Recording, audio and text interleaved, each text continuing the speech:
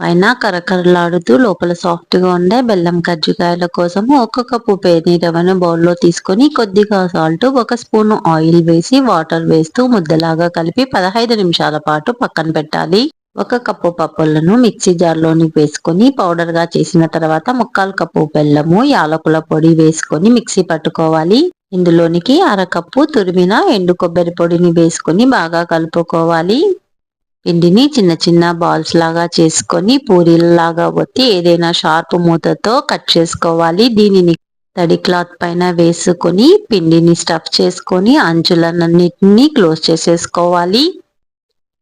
ఇలా అన్ని కజ్జికాయలను చేసుకున్న తర్వాత వేడిగా ఉన్న ఆయిల్లో వేసుకొని హై ఫ్లేమ్ మీద 2 వైపులా తిప్పుకుంటూ గోల్డెన్ బ్రౌన్ కలర్ వచ్చేంత వరకు వేయించుకొని తీసేసుకోవాలి. ఇవి 20 డేస్ వరకు స్టోర్ చేసుకోవచ్చు.